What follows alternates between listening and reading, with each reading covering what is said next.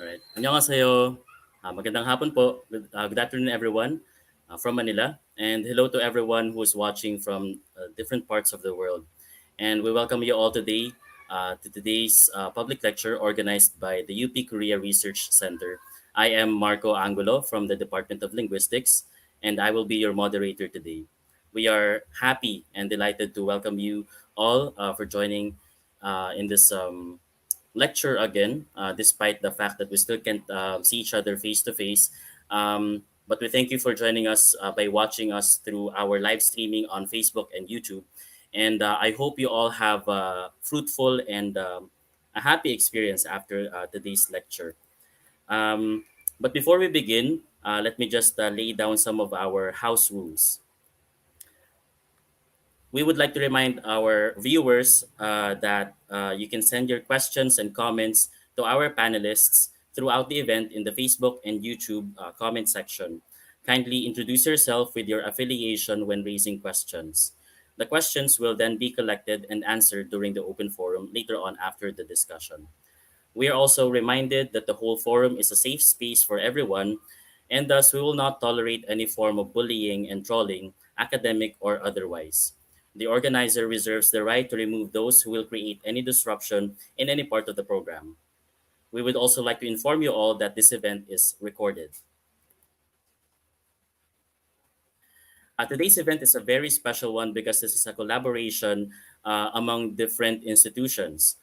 Salin na, the art of translating Korean pop literature, is organized by the Ateneo Korean Studies Program, UP Korea Research Center, and UP Department of Linguistics in celebration of SOSS Week 2022 Lakbay at the Ateneo de Manila University.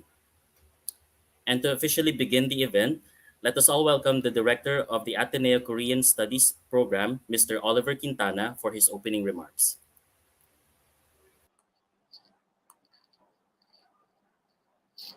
Annyeonghaseyo, Yorobun. It is with great joy that I would like to welcome everyone to Salin na, an afternoon discussion on the art of translating Korean pop literature, co-organized by the Ateneo Korean Studies Program, the UP Korea Research Center, and the Department of Linguistics, University of the Philippines, Diliman, in celebration of the Ateneo de Manila University School of Social Sciences Week 2022, Lakbay.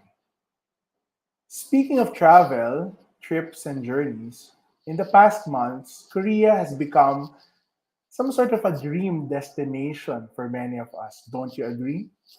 During the pandemic, many Filipinos turned to K dramas, spending countless hours falling in love with adorable protagonists, drooling over sumptuous Korean food, listening to theme songs and various OSTs, and adoring the majestic sceneries across the Korean peninsula. And after a year of being cooped up in our homes, after two, almost more than 2 years of being cooped up in our homes, we continue dreaming of revisiting and traveling to Korea to experience firsthand everything we saw on screen. Today, we are fortunate to have with us two accomplished and talented women, dear colleagues in the field of Korean studies in the Philippines, Dr. Kyungmin Bae and Ms. Casey Rico, who will share their own personal journeys in translating Korean bestsellers and having them published here in the Philippines. Indeed, today serves as a window to the bigger, more dynamic and colorful world of Korean studies. By exploring the world of translation, we do not only go beyond the familiar and expand our horizons, we are also hopefully able to gain a deeper understanding and appreciation of the Korean people's heritage, identity, and culture as a nation. So, join us as we journey through Korean culture and rediscover the beauty and power of language and literature. Kaya tara, salin na kayo. Tara na, maglakbay na tayo. Kamsahamnida, maraming salamat po. Thank you very much, Sir Quintana. And I think the name of this forum, no, Salin na, is a very uh, witty one. Since we're going to talk about translation and even the theme of this year's SOSS Week, Lakbay, it's something that we've been longing for a long time since we've been stuck here for at home for more than 2 years now. So I think, and I hope this forum will be some sort of Lakbay for everyone. So I guess we can now begin. Uh, Today we have two special guests. Our speakers have been working on Korean literature translation together. Excuse me.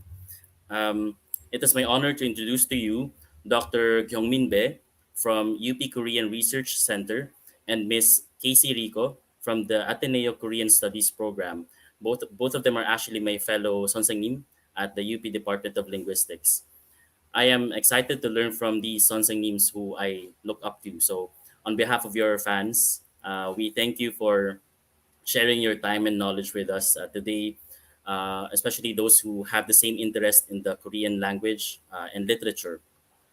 And we have here some prepared questions for our guest speakers to guide us with the discussion. All right.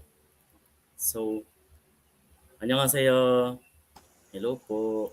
안녕하세요. 안녕하세요. All right. Yes. Thank you so much for uh, yes sharing your expertise with us. So I think we can now look at some of the questions po, Okay. that we can to guide us with our discussion today. Okay, so the first question here is there. So can you tell us how you got involved in Korean studies in the Philippines? Maybe we can start with Casey Sansangnim. Yeah. So for me, I'm gonna start from my high school days. If that's okay, I'm gonna start from my high school days. I was a fan of Korean dramas since second year high school.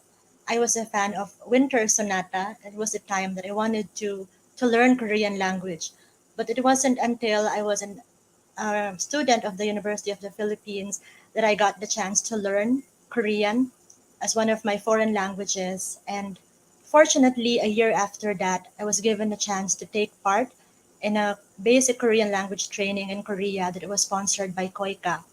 So I was in Korea for 4 months. I'm studying basic Korean language.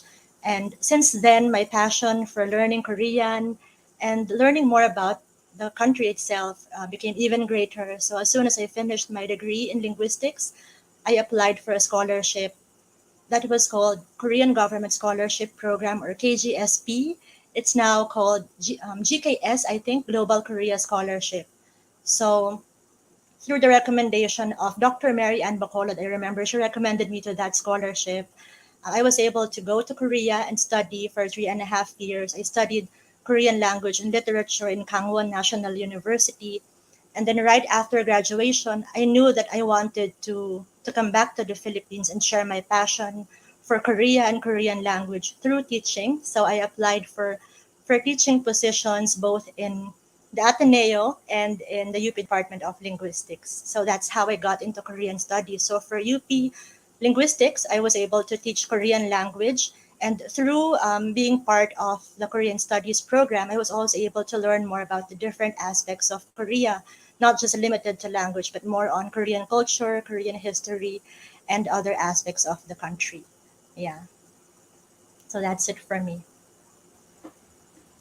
All right, thank you so much, Casey Sonsingnim. And Yeah. just so that everyone knows, no, Casey Sonsingnim and I are members of UP Arirang. Yeah, yeah, yeah. We got to know each other through that organization. So as you can see, we also share the same interest in the Korean language and in Korea. So Yeah, Marcos Wansenim was my zombie. Yeah, in oh UP my God, Ariran. yes, sonbe ng 네, pero yes. So yun. yeah. Ne, kamsahamnida Casey 네, Sonsingnim. 감사합니다. 네. What about you, Peson Singnim? Can you tell us about your experience? I think some are overlapping with Casey because we are colleagues in linguistics department. So when I came to the Philippines in 2010, that was the time I was assigned to teach Korean language and culture in UP Department of Linguistics. So that was my first post in the university. So as a first timer in the university, I think in my first and second year, I observed what I could do a little more to contribute to teach and to develop something for colleagues and students. So I would say that was really the first time for myself to experience how we can really do something about Korean studies, not just in UP but with other colleagues outside UP Diliman as well. So as you see in the slide, I shared some photos from the past event with UPKRC and also with other students from UP Arirang when we held some culture events as well. So that was how I started engaging in Korean studies, and it was not really by myself or by some isolated work, but it was really a teamwork. And I think I'm very thankful to have met Casey and other colleagues in the university. Yes, and just to share, no, I'd have to say, knowing Beson Nim, she has been an integral part in many events at the university related to Korea and Korean studies. So I'd say I actually met, I'm not sure if Son Nim remembers, but I met you through Casey one time. It was a random meeting at the university. And from then on, there we got to meet you more often in other activities, especially in collaboration with UP Arirang. And there, I think it started from simple cultural activities, and now we are doing more activities related to other fields like now literature, which is something more than just what I for one I just learned the Korean language, but literature is another thing. Mm. So I guess that's also one purpose of this lecture, for us to learn more about how you view Korean literature. And so I guess we can move to the next Yeah. question. Um, okay, there. So when did you develop your love for Korean literature? Maybe we can hear from Desan Singh first. Um, I, my major in the university was Korean language and literature, but uh, I don't know because UP and Ateneo students study very hard. But when I was in college, I didn't really study very hard. It's really honest confession. So, but anyways, since I was genuinely really in love with reading and books since I was a child, I think I was really immersed in Korean literature when I was younger, because when I was younger I didn't really speak English or any other foreign language. So Korean books were really the only source that I could imagine, and I could really see the world outside Korea. So that was how I personally fell in love with Korean literature. And there are some Korean authors that I really follow and I really love. So past years, especially during this pandemic, I also thought that because we are all at home and because we are all staying at home, I tried to read old books once again in my mother tongue, and it really gave me a very different touch of art and maybe life perspective. So the Korean literature for me, even if I'm a Korean national, is really something very special, especially now that I live abroad. So I think that's my feeling as of now about Korean literature. Okay, and I'm sure that as a native speaker of the Korean language, it's a different experience when you read a text in your own mother tongue and reading a translation. So for me, it's something that I'd also like to experience someday, maybe trying to read with the same feeling as a native speaker. What about you, KCSM? So for me, I learned Korean in 2007, and I went to Korea in 2008.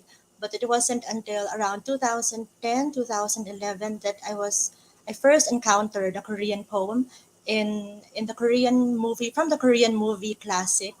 So I also went to Korean bookstores, to Kyobo Mungo, and I was really mesmerized by how big the bookstore was, how huge the collection was, and then I realized like how big the reading culture in Korea is. So because I have this natural enthusiasm for Korean language, of course, the next step for me was to learn the language through literature. But I knew that during that time, I was still starting to study Korean. I couldn't read, of course, the long novels or even short stories. So I started with just simple poetry collections. And I think one of the first books that I read was by a poetry collection by Ryu Shihwa, and it was very, yeah, it was not very difficult compared to the other poems that I checked in the bookstore. It uses a lot of simple words that I was able to understand, that I could use for my own Korean language learning. And even though it uses those simple words, those simple phrases, it was still able to, those poems were still able to exude a lot of warmth and love. And so I love that collection. I think the title was One Eyed Fish Love, the love of a one-eyed fish. Yeah, so it was again written by Ryu Shihwa.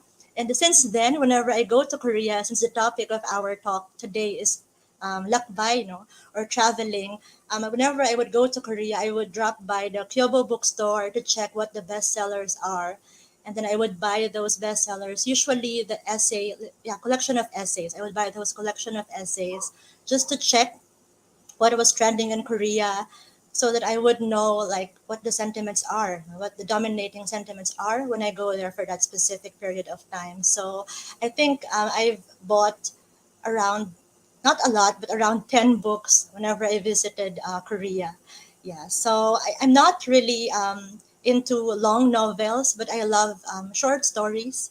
And I also appreciate poems very much, especially the ones that are shown in Korean dramas. Like right now, some Korean dramas also deliberately show Korean poems. And I really like the connection now between Korean dramas and then Korean literature. And it's also a good way for students to be exposed to Korean literature because they're watching a drama that they like and they're also learning a part of Korean literature through that. Yeah. Yes, and I think that's a good advice to those who are learning the Korean language at an early stage. Just like what Casey Sonsangni mentioned, no, if you want to learn the Korean language, maybe reading poetry is one way to also improve. So maybe just baby steps. You start with poems, Yeah. and also just like what Besan Singh mentioned, no, reading literature in general is like a window to the outside world. So for us who are not Korean natives, we get to learn more about Korea if we read some Korean literature. So thank you for sharing these info to us. And I think I appreciated Korean language more when I see it as part of a literary work, so I can see the beauty of the language more. Yeah. That's right. Okay. Now we have another question here. How did your project on the translation of the book start? Um, would like to start. Yeah, I can Maybe answer this question. Linda Sasang. Ne. So it was in 2019, I think it was October 2019, when Ria Sense from the UP Department of Linguistics, she said that someone was looking for a book translator from Korean to English. And that's how I got connected to our boss now in APOP Books, Sir Agno Almario. So when I met him in 2019 at the end of October, I think we met at the end of October, he talked about how he attended a publisher's event in Seoul. And that was the first time that he learned that Korean literary works have been translated to Asian languages. And he thought that it's now the perfect time for Philippines to also do the same. But of course, when I asked him about the book that we need to translate, he mentioned Kim Soo Hyun's book, I Decided to Live as Me. And I was very happy because it was just also a few months ago when I bought the book from Kyobo bookstore, and I just finished reading the book too. So I said I will do it, but I want to work with a Korean partner. And the first, of course, my first choice was Baeson Nim. I wanted to translate. I knew that I wanted to do it. I've been wanting to translate since I was in the graduate school because I thought it was the next step after teaching the language. So, but yeah, I never imagined I would have the chance to do that 3 years ago. I knew that I wanted to do it, but I also knew that I cannot do it alone. So I asked Beson Singdim if she could work with me, and luckily she said yes right away. So that's how our translation project started. What you based on Zingnim, if you'd like to add something. The picture you are looking at is the first time we started translating the I decided to leave Esme in the in one of the coffee shops in Katipunan because during that time it was pre-COVID, so we sometimes met outside working hours, and then we were so exhausted because from a whole day's work, but we just met, and then in the dim light, we just shared how I translated my part, and then Casey translated her part. So we exchanged some discourses, and then after a few days, we met again. So that was how really it started in 2019. And I think we have a separate question on this on how you work with each other. So maybe we can go there in a while. Okay, now we have the next question. How did you get into the field of translation? Maybe we can start with Besan Singh. Um, I in the first question I mentioned I'm very thankful that I was given lots of opportunities to try out different things like Korean studies or other things with my department and Casey and other colleagues. But I really have to be very thankful that since our department offers Asian languages, sometimes we are commissioned to translate different documents in Japanese, Chinese, or Thai, or other Asian languages, including Korean. So, as I was teaching Korean, sometimes there was some translation works that were requested to our department, and since I personally enjoyed translating because that was also part of my practice how I can be more fluent in other languages aside from Korean. So I enjoyed doing it, and a few times I think there was some interesting projects as well. So I really have to be really thankful that. The chances were given, and I was able to practice, and I was able to train myself so that I could challenge it, longer text or some other genre of different novels like we are doing right now with Casey. Just a follow up question, Son Sing Nim. Did you actually ever imagine yourself doing this kind of job, translation, before? Um, I thought it would be really wonderful because imagine you can really freely use two or three languages, and then you can create something that will also touch the non-native speakers who are really eager to read someone else's language, like either novel or poetry or whatever it can be. So I thought it would be really dream that I could really translate something. So even if I was just translating like birth certificate or some very simple document, I was really enjoying it because I could see how languages are really different, and in the same template, how I could really make things understood. So perhaps it could help someone else who were in need of the translation. All right. I mean, I for one who have tried doing the same thing like translating documents, it was very challenging. But from business and news perspective, I think it's nice to, see that you're actually looking at the actual purpose of these documents and how it would help other people. So I think that's the important thing. All right. Now we can proceed to the next one. We have the question here. Can you share with us how you came up with the list of books that you eventually worked on? I think it was partially answered earlier by Casey Sonsini, but maybe you can add some more.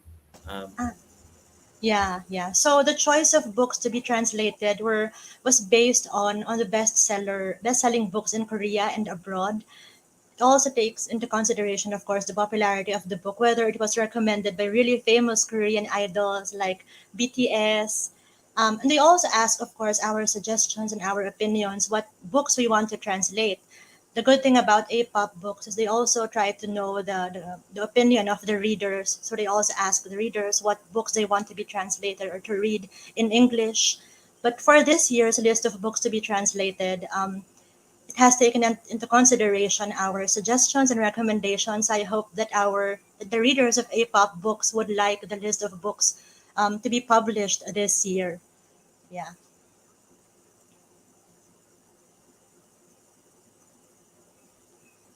how long did it take to actually translate, say, the first book that you did?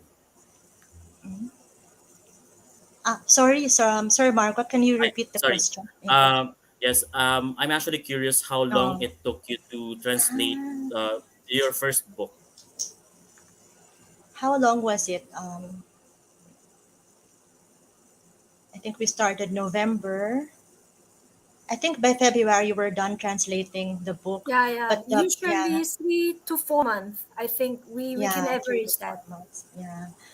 But because of Wow, the okay. pandemic, it was delayed. No? The publication was delayed, so I think it was released at the end of the 2020. Yeah. I see. All right. And here in the photos that you can see on the slides now, we can see some of the titles that they've worked on. So now, what we'd like to know is, or at least here, yeah, can you tell us more about some of the books that you worked on? Oh, so I also just counted earlier how many books you've already translated together. I think we already did something 7 books that were published by APAC Books, and now we're working on our ninth book. Um, but for some of the books we want to introduce for today's event, one of the books we chose is this collection of essays by Kim Soo Hyun. She's also the author. She's the same author of the best-selling book I Decided to Live as Me. So to those who are able to read the book, I Decided to Live as Me. So it talks about self-help, self-love, and also believing in yourself.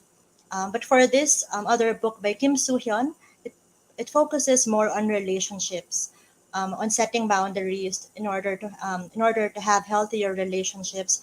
It also gives importance to learning how to control your anger, learning to express yourself more, the importance of communication in relationships, and how all these actually help to build better relationships with people while also not putting a lot of pressure on yourself. So this is a book that is easy to read. So it's separated by chapters. So for those who are interested, who are not into short stories or who are not into long novels, then this book is recommended to those who are just into to those who want to reflect about life and to those who don't have enough time or much time every day to read something. But if you just want to reflect on in life, then this book is, of course, recommended for you.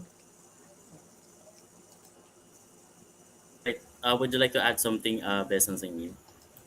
Uh, because it was our second book we translated after I decided to live as me.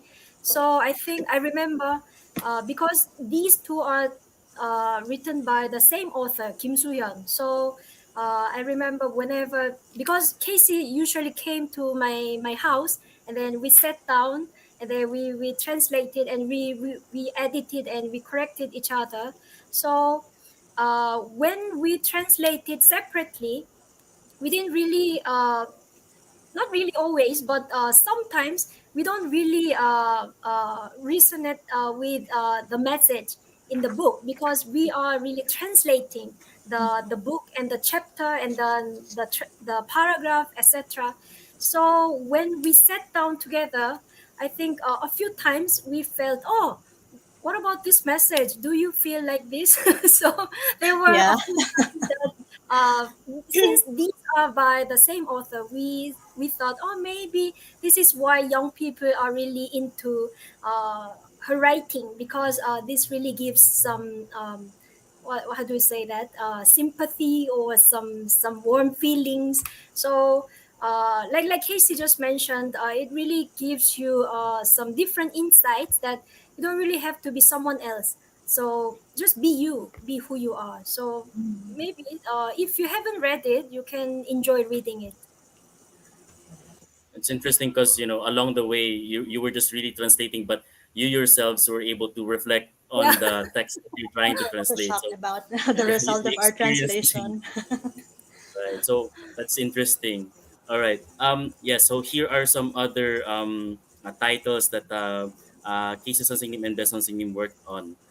All right, and for those who are or probably curious about the translation work itself, no, they might be asking the same question here.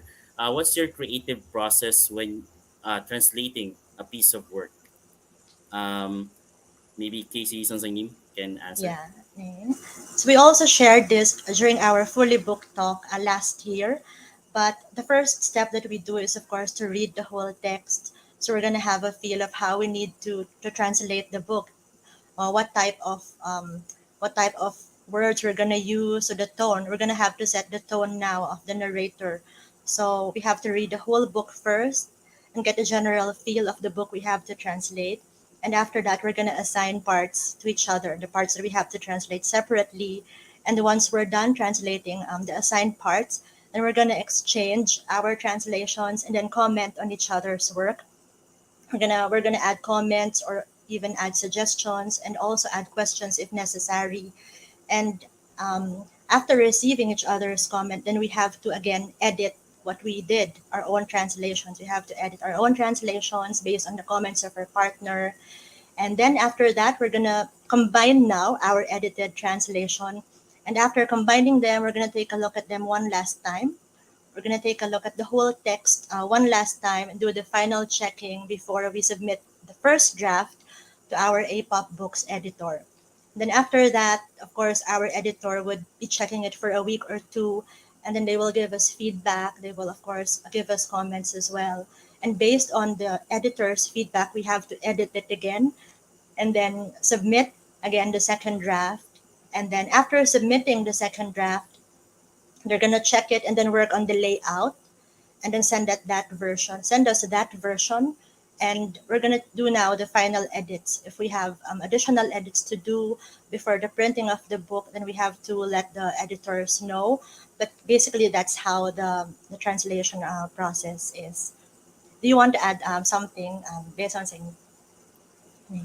um, like Casey just explained, it's really, I would say, laborious, because Yeah. if you work by yourself, maybe some translator, not really some. I think most translators would work by himself or herself, because translation is also a very lonely journey. But I personally really appreciate how we work together, and Casey and I can really share the same book, because it's not like I only read half and Casey will read half.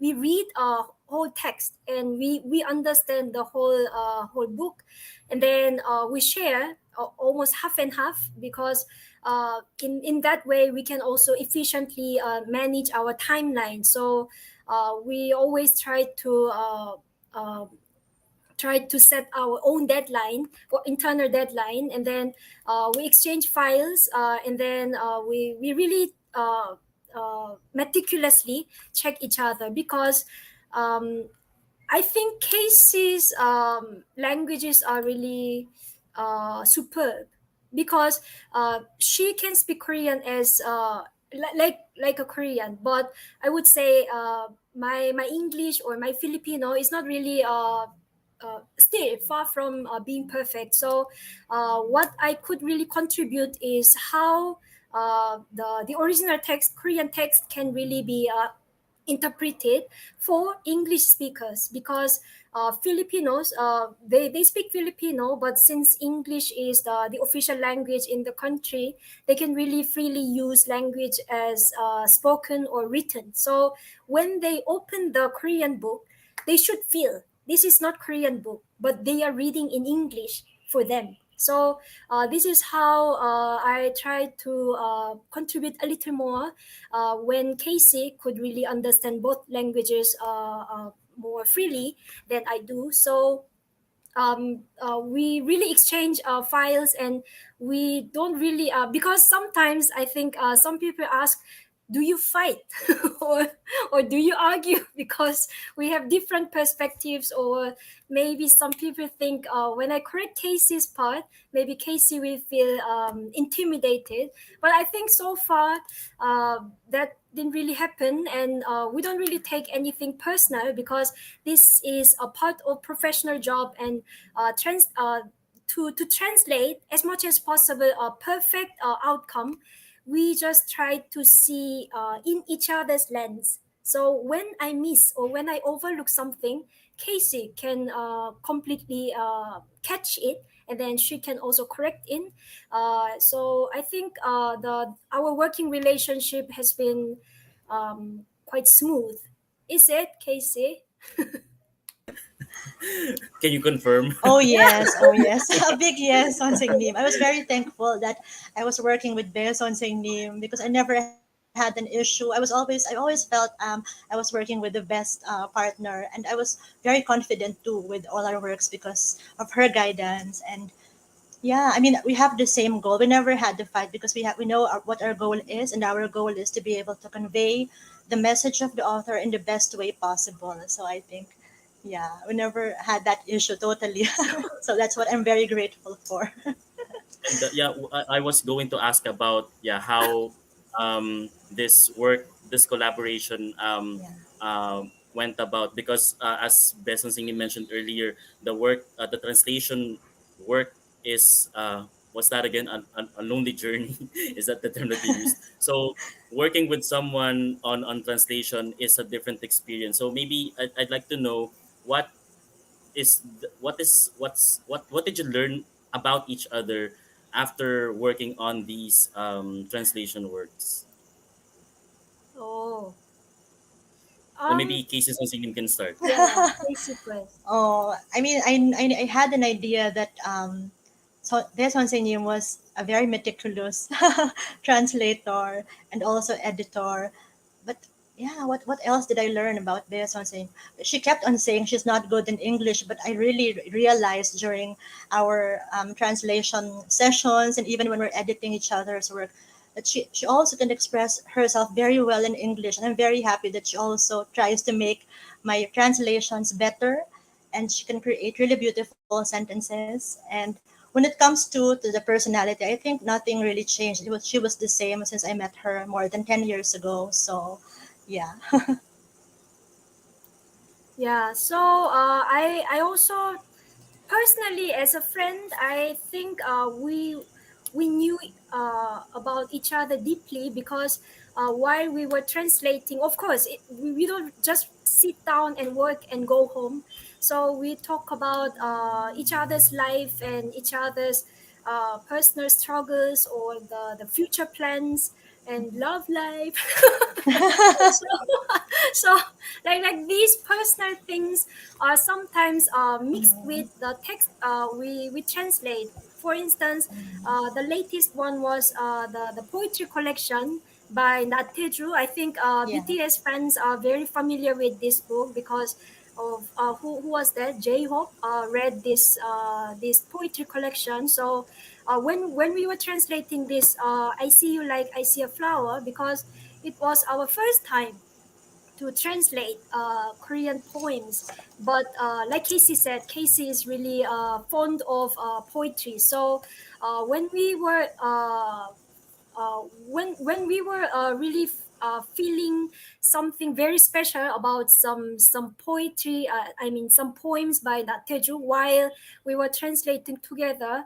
I think in relation to the text we are translating, we also shared some relevant stories from each other's life. So um, working together as a co-translator is really very something very special, because when you feel you're incomplete, someone else can help. So I think this is how we really try to work together, and this is what I personally learned something more about Casey. And yeah, I guess this collaboration even deepened your closeness, no? I suppose. I suppose so. Yes. Okay. And we look forward to future collaboration between the two of you. Now, in relation to the works that you've done, we have a question here. What are the challenges and difficulties that you encountered along the way? I guess more specifically, like um, the translation itself. Like, were there some words or ideas that were almost untranslatable into English? Maybe we can ask sige si Besang Singnim. um, I think when we were translating our first book, I decided to leave as me, since it's an essay, and since Kim Soo-hyun, the author, used quite lots of slang, because the target readers are really the young people in Korea.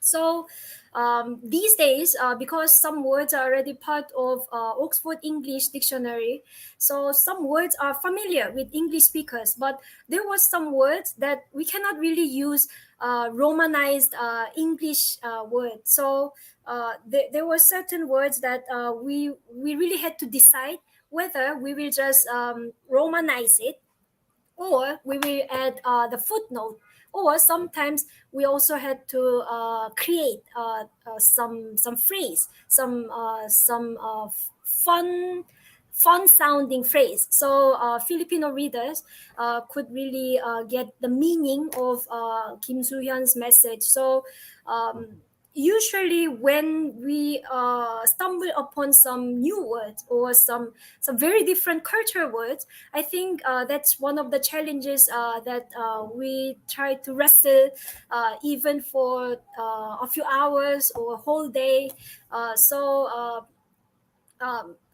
Each book had some different challenges, but right now I remember some words from Kim Soo-hyun's book. All right. What about your cases on Singnim?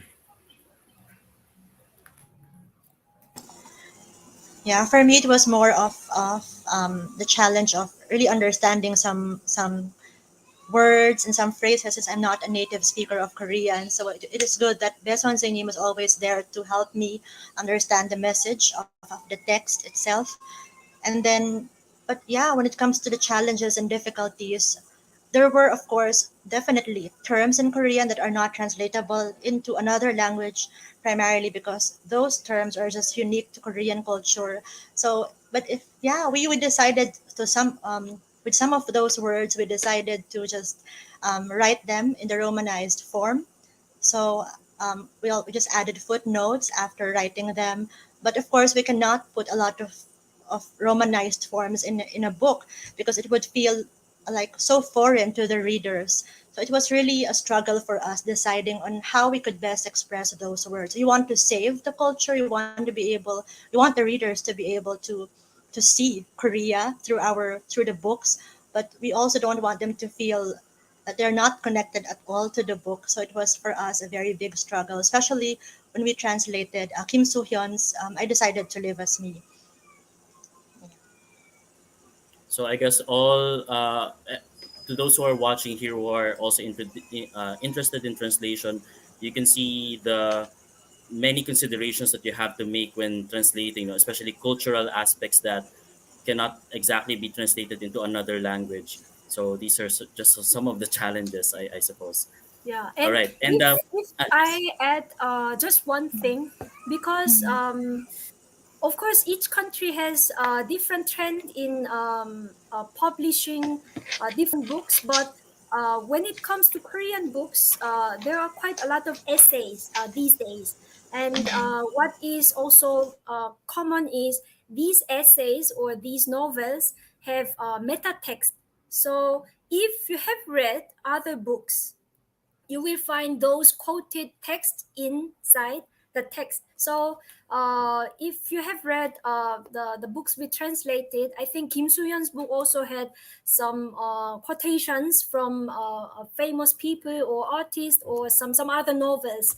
And then the books we are working on, we also include some different novels or poetry. So I think if you personally have read lots of books, when you translate, I think it will lessen some kind of challenges because you already know some different text, and then even if it's in your mother tongue, when you translate, you know the context and you know how what the book was like, so it will surely help. So your own reading habit can really contribute to the outcome of your translation. We have here a quick question though. If you can give one example of a word or uh, concept in Korean that was difficult to translate into English. uh what was it? I'm thinking of something, because these days we can use the word chimek, right? Chicken Yeah. and beer. So these days we can use chimek, but when chimek was not really a common slang, it was not. It also gave us some frustration whether Mm-hmm. we have to translate this like chicken and beer, or just romanized chimek, or we have to even be very specific, because chicken in Korea is fried chicken. It's not just any chicken. So, like those Yeah. slang words, I think I remember from Kim Soo-hyun's book. There you go. Yes, it is really a challenge, especially yeah, neologisms. I suppose is very difficult to translate. All right. Thank you. Now let's proceed to the next one, and we're nearing the end of the discussion. So here the question is: can you give some advice to those who would like to venture into the field of translation? Um, Maybe Casey Sonsinim can answer first. Yeah, so to those who want to, yeah, to venture into the field of translation, definitely the first advice is to read a lot of books.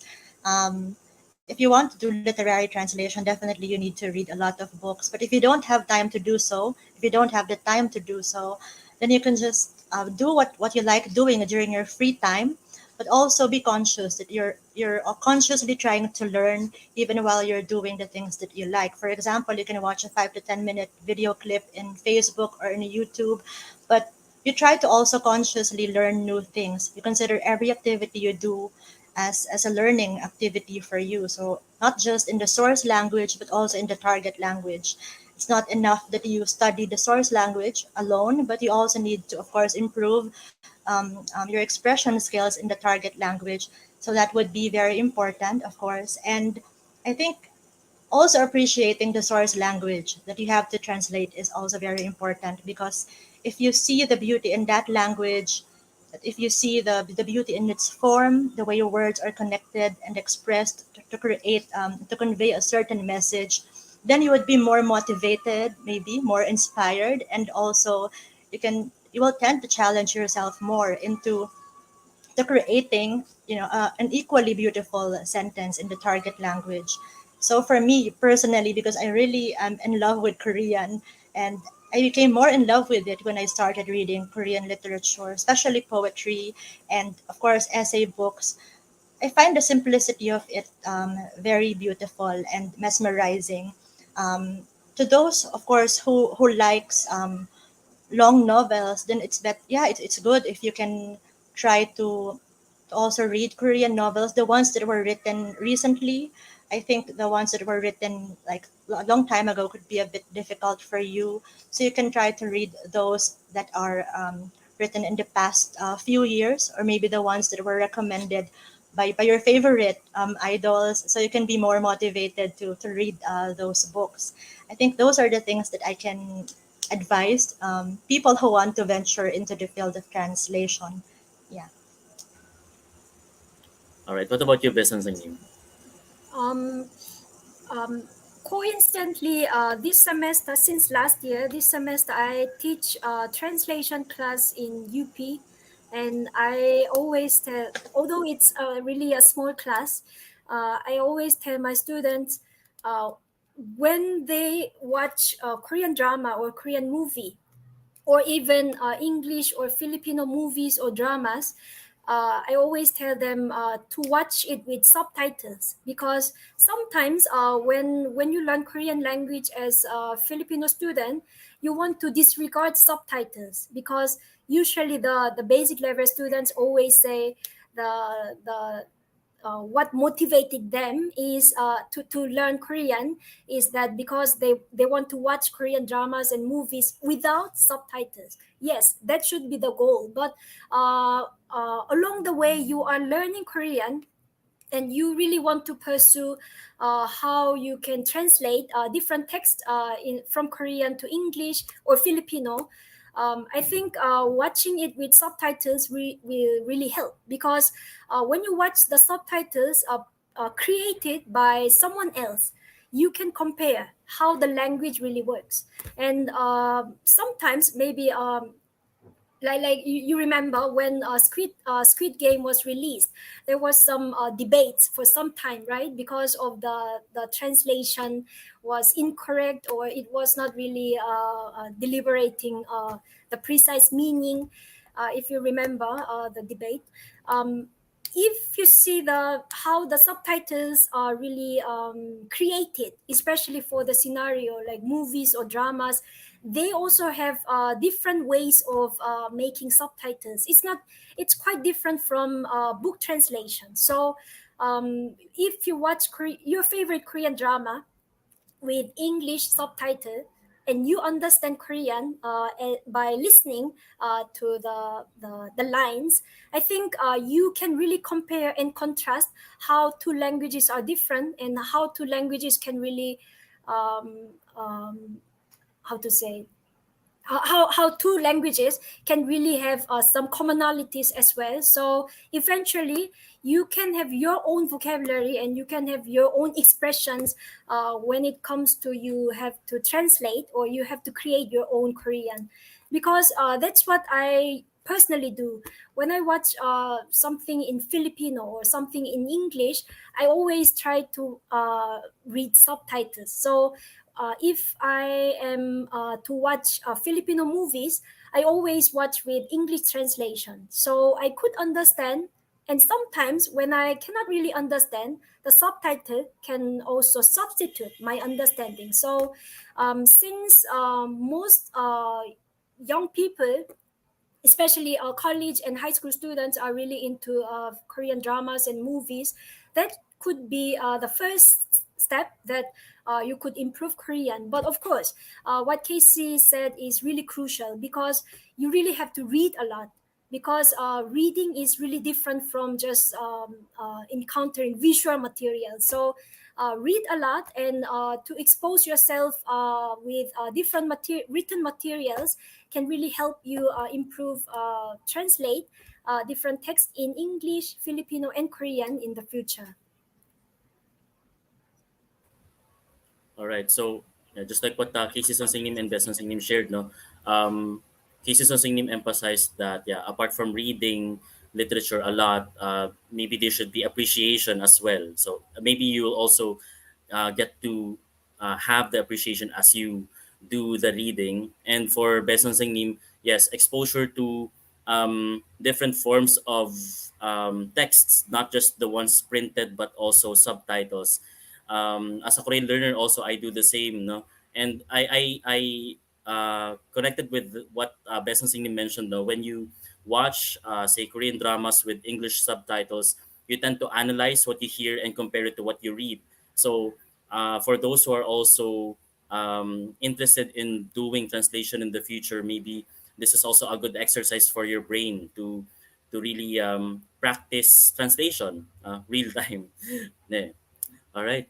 So okay, so those are just the questions, and we have here some selected quotes from some of the translated works of our Sansangnims here, and we are going to read some of them.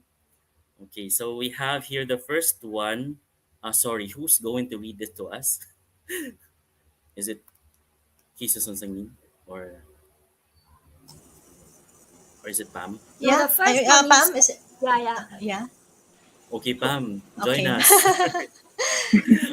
Okay. This is Pam's choice. It's her favorite quote from Every Moment Was You. Yes. Hello, everybody. Don't regret your choice. That was the best you could do and the best choice you could make. You did well indeed. So this is from the book From Every Moment Was You. 감사합니다. Thank you so much, Pam. So that's her favorite quote from the book Every Moment Was You. Okay. Uh, do we proceed to the next one? Okay. So here's another one from this is whose choice From again? This is it's the uh choice of Professor Ronel Laranjo of the Filipino Department of UP. all right. So am I gonna read it? I can also read it on Nim if you want. Okay, go ahead. Kisi something new. Okay, I think the title of this poem was How to Love, if I'm not mistaken. I'm gonna read the Korean version. Let me just check if it's visible. Okay.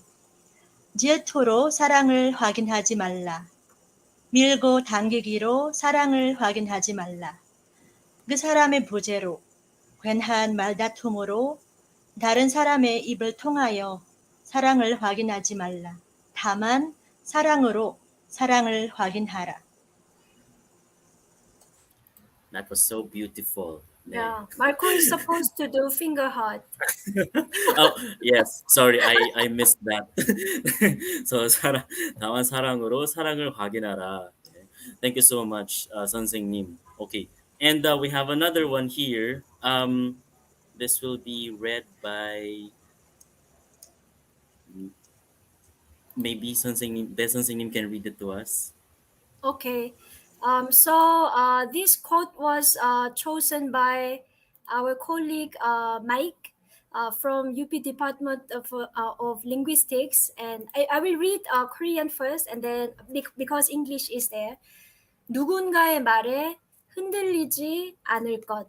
So, although this is just one very short sentence, I think this is one of the chapters in I Decided to Live as Me. So, when you read this book, I think you can read some other chapters that will interest you as well. All right. Thank you so much. And I think that's the end of the discussion. And now we are going to open the floor for the questions. And we've received some questions already from our viewers on YouTube and Facebook. And we're going to read some of them. All right, so here's the first question. This is from Joshua D. He says, 안녕하세요, a Korean translation career. Would you recommend pursuing further studies, and which course would you recommend? Korean translation, or would Korean literature do? Thank you. So, who would like to answer the question? Yeah, I can also give my Right. comment here. Something. So if Mr. Joshua D already has a background in Korean, you can already read Korean literature, then I think you can already go straight to Korean translation or Bonyok Hakpa. I think that would be okay. But if you think you still need to improve on your Korean skills, and if you think you still need to know more Korean authors, and if you're into literary translation, then it would be a good choice to start with Korean literature as your course for graduate studies. Yeah, I think that's one thing you can also add to that. I said I personally didn't really I was not really a very hardworking student, but my major was really 국어국문학과, Korean language and literature. So, um, if you really take this major for your college, I think it will really help But if you study in 국어 국문학과, you will study vast field of Korean language and literature, because it will include the classic novel and classic poetry of Korean literature, and also modern literature and linguistics related courses. So if you really want to expertise in the language itself, I think 4 year course will really help. And maybe if you want to pursue further study, translation studies are also available in some other graduate schools in Korea, like Foreign University of what's that? Uh, Hanguk Hanguk University of University of Foreign Foreign Studies, Studies, yeah. And Ihwa, then yeah, Iwa Women's University, and some other yeah. schools in Seoul. So maybe I don't know if how young Joshua is, but you can plan and you can decide whether you will really choose it as your discipline, or you have another thing to study, but you will make extra effort so you can improve your language. Yeah, I think There if you go. Joshua also is interested in taking another course, but really wants to also pursue translation, then you can take another course. But in Korea, they have this Korea Literature Translation Institute, and they offer some special courses to those who are interested in doing translation work. So maybe you can do them at the same time. You can study and then also attend some classes of KLTI. Yeah. There. Okay. So a lot of prospects. So thank you so much. We have another question here from Ingrid Ombre Bueno de Jesus. I noticed that mostly the books you've worked on are self-help and short anecdotal essays separated by chapters. Do you think non-native speakers are now ready to read full novels like Kim Un-soo's The Cabinet, which is Murakami-esque style? Wow. Okay, maybe Uh, Kisisem? Hello, Ingrid. It's nice to see you here. Yeah, thank you for the question. But I think Filipinos will be very much interested in reading novels like this. Um, I haven't read The Cabinet by Kim Un-soo. Yeah, Kim Un-soo. I haven't read it, but yeah, I think Filipinos will be very much interested to read really a long novel, a long Korean novel. So hopefully we'll be able to do that, because as of now we've done like collection of essays. We also work on collection of short stories as well as poetry collection. Hopefully the next book or next year we're going to translate yeah, a similar type of literary work. Yeah. Okay. All right. Thank you so much, KCSM. Okay, let's see another question here from, I hope I say it right, Ao Javier. She asks, what do you do when you experience a writer's block? I think it's a very common challenge for writers. Maybe Beson Sinim can answer this time. Um, it really happens sometimes, but I think personally, this is just my working style. When I sit down, I want to just have it done, because if I don't finish, don't smile, Marco, because I I usually nag at Marco. So I uh, totally understand. yeah, yeah.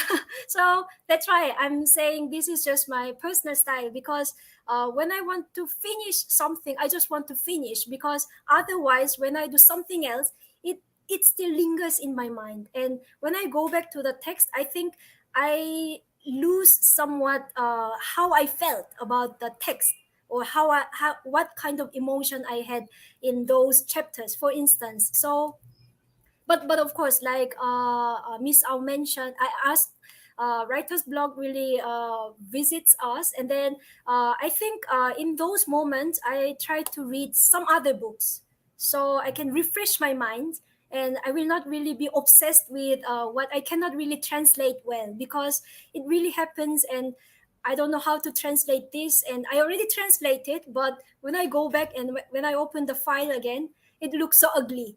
So it bothers me again. So it's like vicious cycle. So whenever I want to lessen this, it's not really stress, but lessen my personal struggle, I read in Korean, so that I could understand something, and I could really I could see myself that I express some emotion.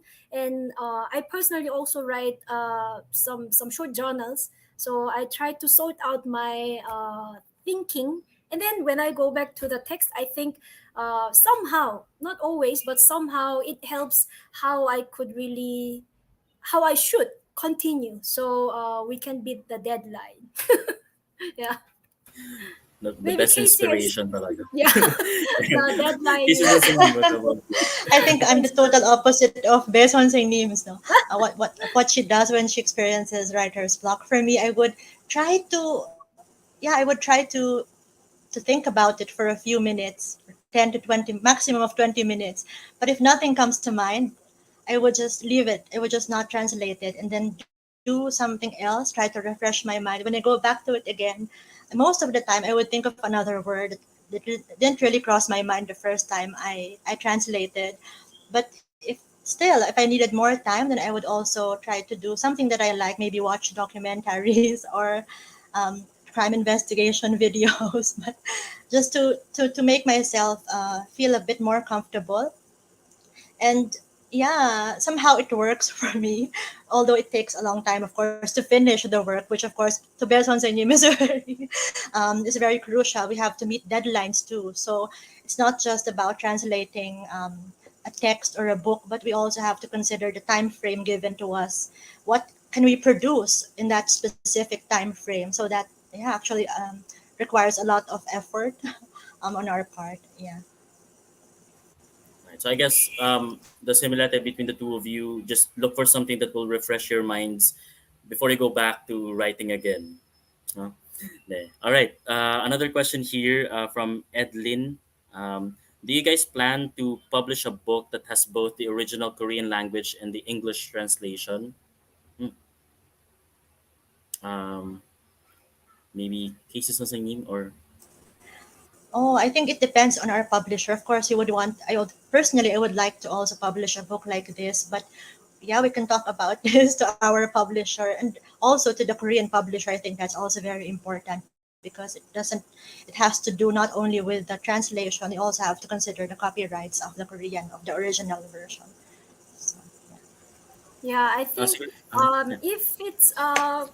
if it's a classic novel, or if it's a folk tale, which have which have no more copyright issue, because certain Mhm. books have no more copyright existing. So in those cases, I think you can already find those books, like left page is Korean and right page is in English. So especially English Korean bilingual books are really very common if you go to Korea and buy some books. So if a Filipino publisher is also interested in producing these kind of bilingual books for Filipino readers, I think it's doable in the future, but it would really be depending on the market and how demanding it is by Filipino readers. And I guess in relation to this question, do you already have something planned to translate in the near future? Are there any titles that you're already working on?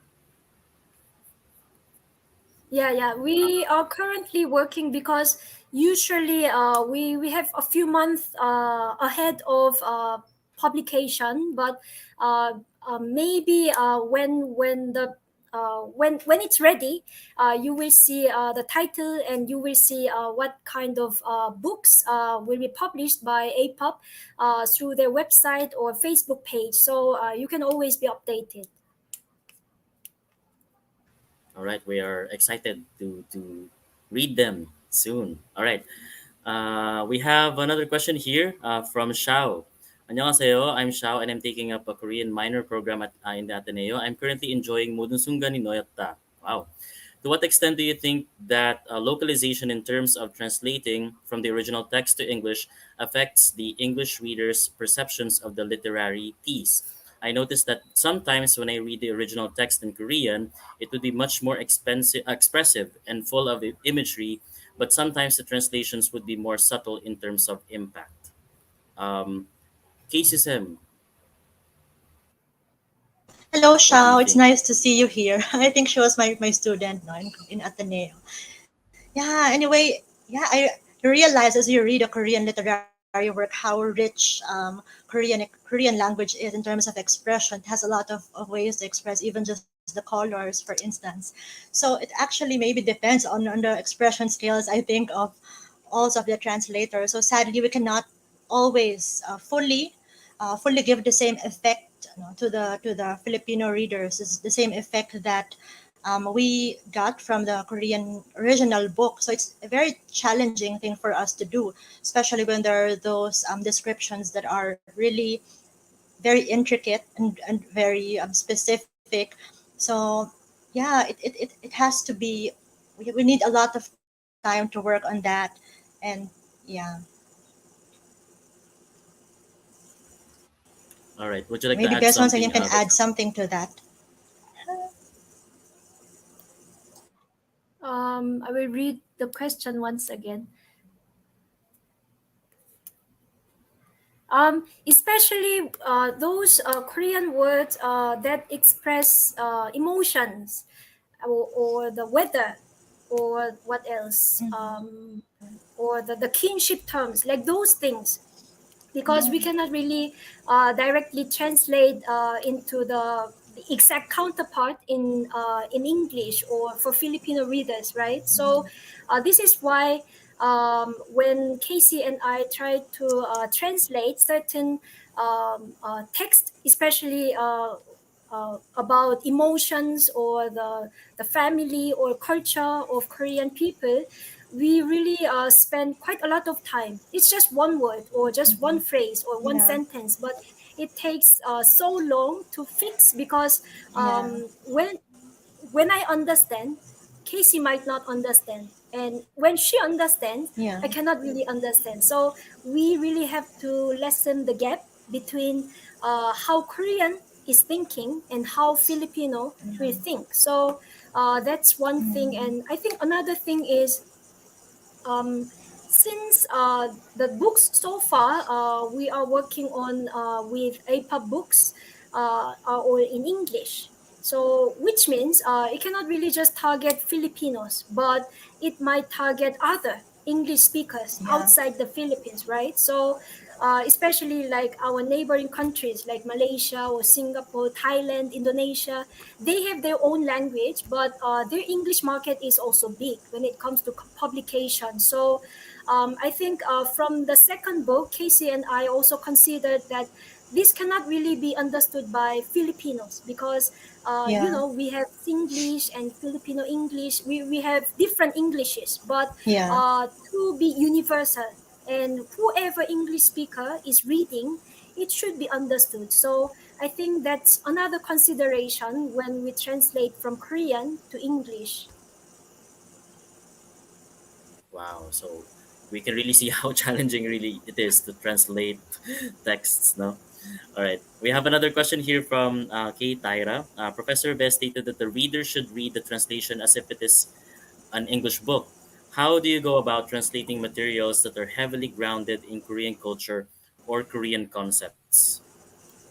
I guess Yeah, this I is think specifically for Best. it's quite related to the question we just answered, but it's really not just book translation, but when you imagine you are watching Netflix and let's say Nuna, Oppa, like those kinship terms, and they are not kinship terms anymore, right? Because it's also used to call you a sweetheart and someone special. So yeah, like those cultural concepts, you really have to know the context. So when we also translate certain parts of I mean the book we work on, we try to see the context.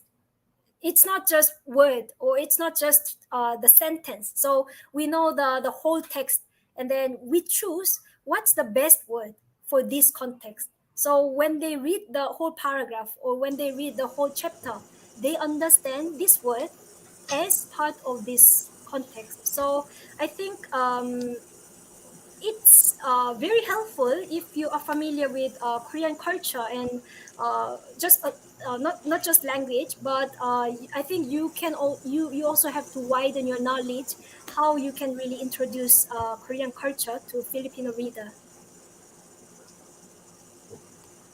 All right. Thank you so much. I think we have more, no? Okay.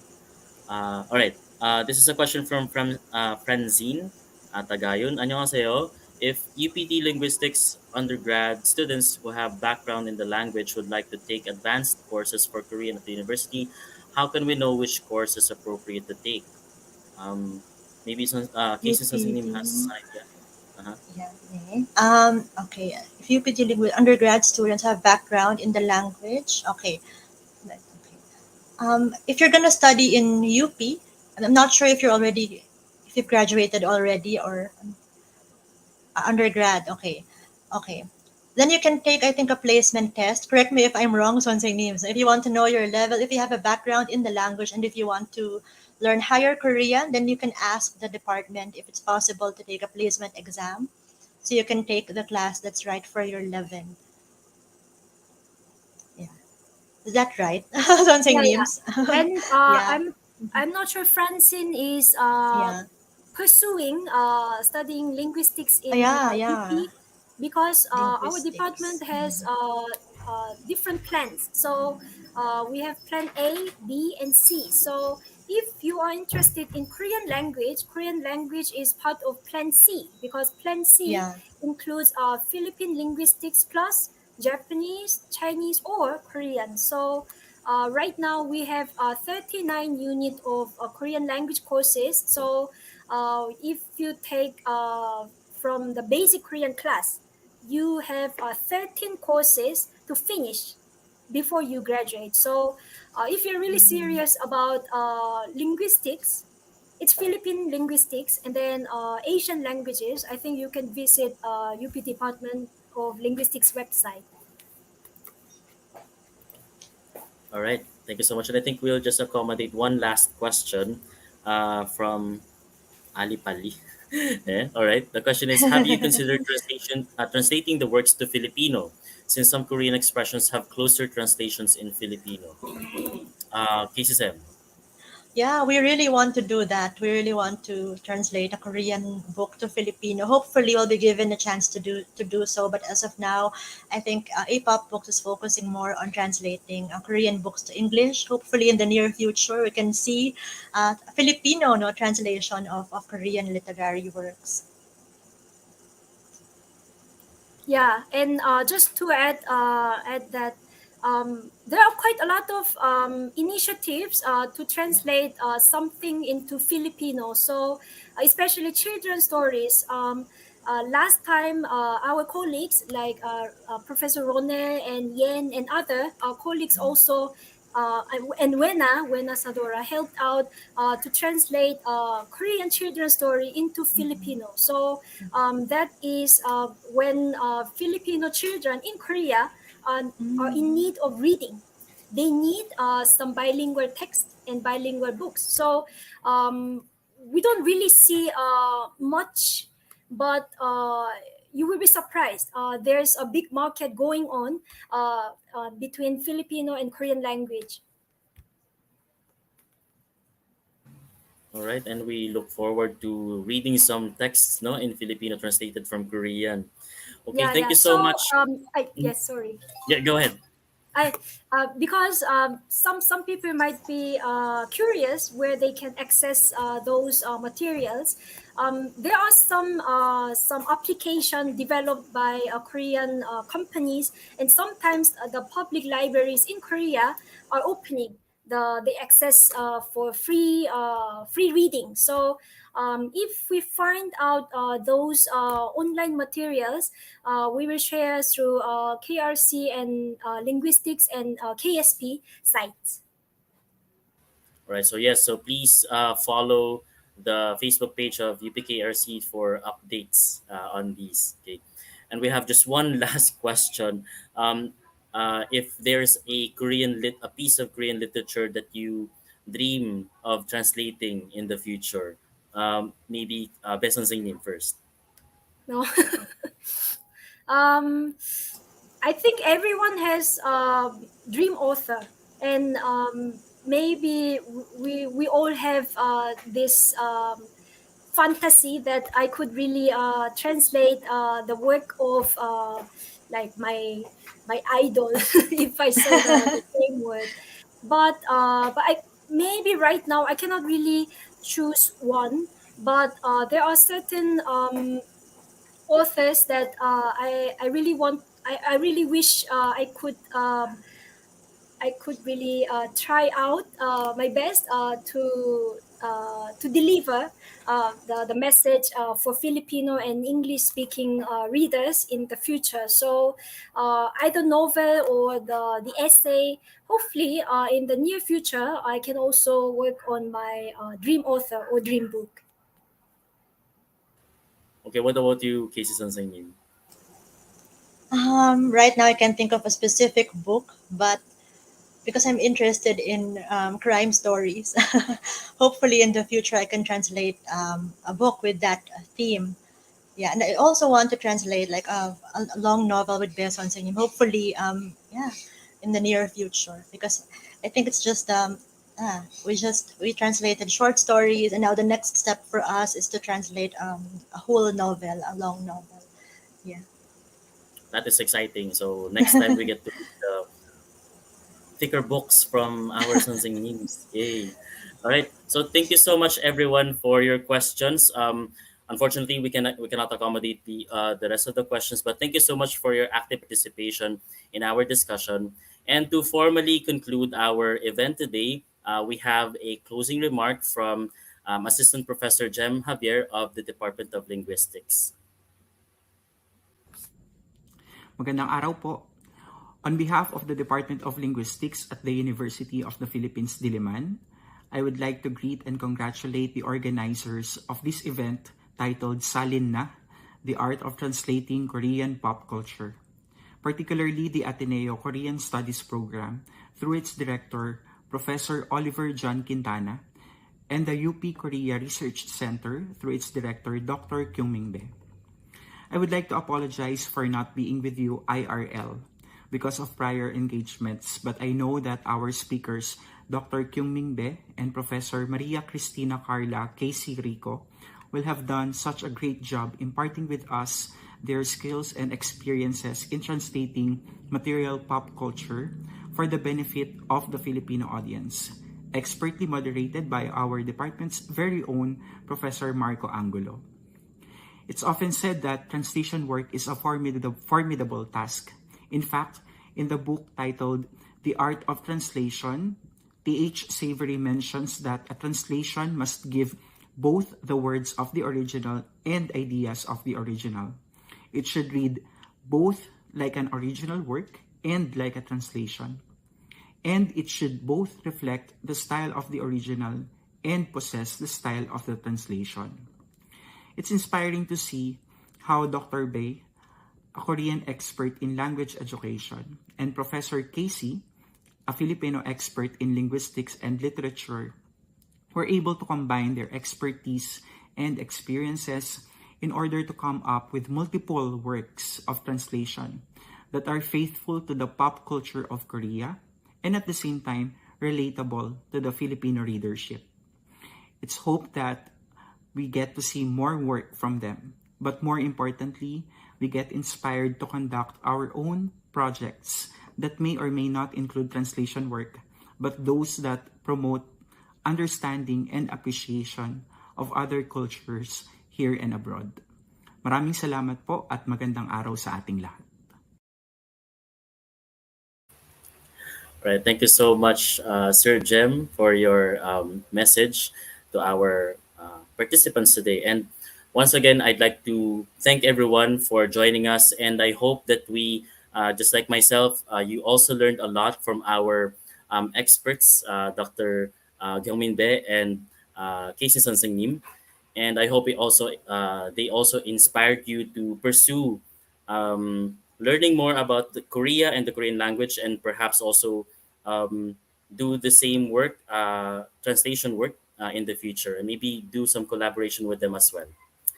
And if you'd like to see more updates on our future events, you can visit the Facebook page of Ateneo KSP, UPKRC, and the Department of Linguistics. You can also rewatch the program on the YouTube channel of UPKRC later. And that is it. Thank you so much, everyone, again. And hope to see you again in our future events. Maraming salamat, kamsahamnida, and take care, everyone. Stay safe and have a good night.